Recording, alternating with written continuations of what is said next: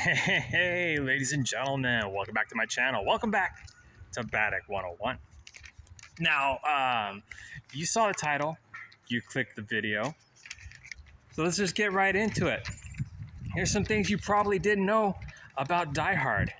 I've got a handy-dandy sheet of notes to read from here, and we'll just start with the first one, which a lot of you probably already know if you pay attention to beginning credits and stuff like that.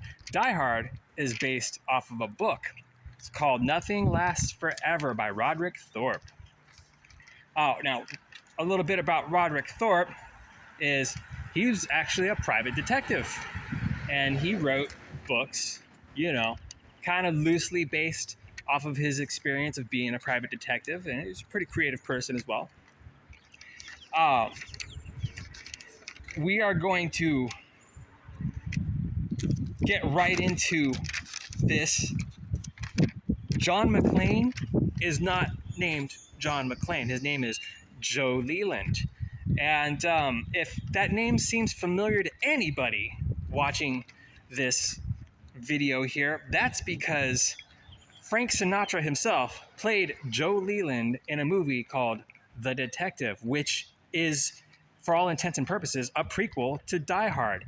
It was filmed in 1968 and takes place in the 60s, of course, which brings us to Nothing Lasts Forever, takes place in the 70s, where Die Hard was time shifted into the 80s.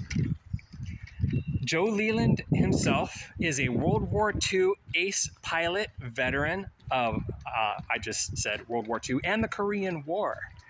So that gives you a little bit of background to his character. He's a World War II vet who became a detective, working with the NYPD. He was not a police officer with the NYPD. He was a detective that worked with the NYPD.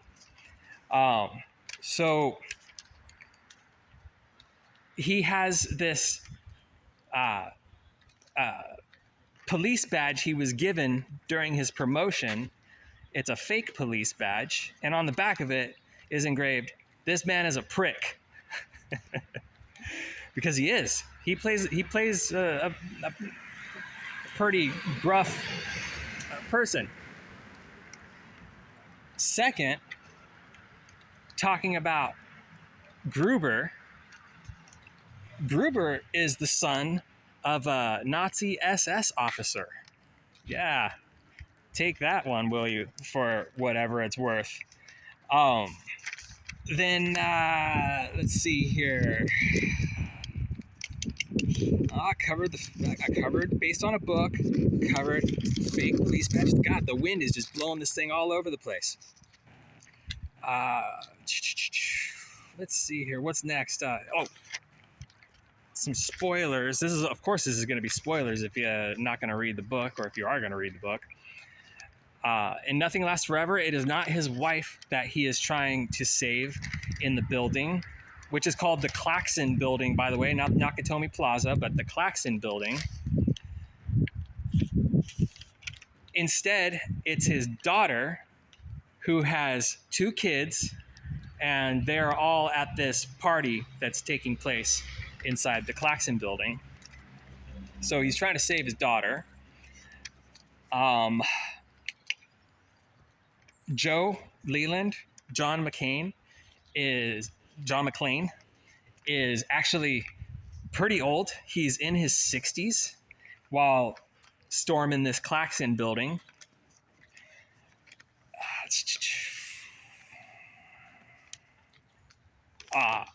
Also, Joe is in Die Hard. It's Sergeant Al Powell, who is the tortured one, who accidentally killed a kid. However, in Nothing Lasts Forever, it's Joe Leland himself who is the tormented one, because, well, in The Detective, the movie, if you've seen it, awesome. If you haven't, I'm going to spoil it for you. He is responsible for sending an innocent man to the electric chair, and so that tortures him quite a bit. It's brought up in Nothing Lasts Forever. What else we got here? Yeah. Covered that there's a prequel. This is kind of my favorite one right here. In the Die Hard movie, you know, he gets his hand on a machine gun and writes it on a guy's chest. Now I have a machine gun. Ho, ho, ho. In the book, there's no ho, ho, ho. It's just now I have a machine gun. But that machine gun that he has is a Tommy gun. It sets time and place. And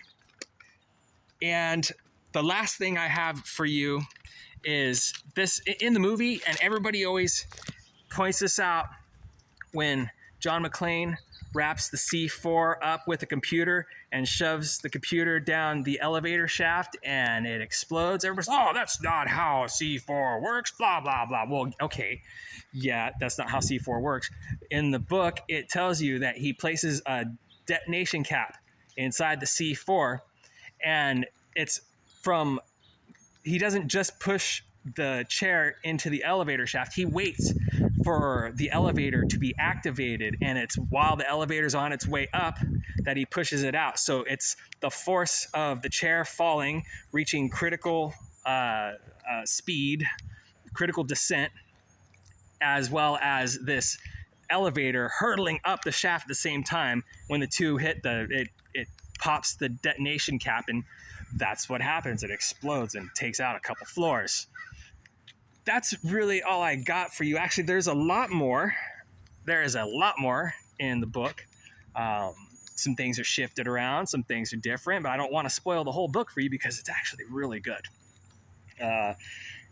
There is no yippee-ki-yay motherfucker. Pardon my French, but you know, that's the quote in the movie.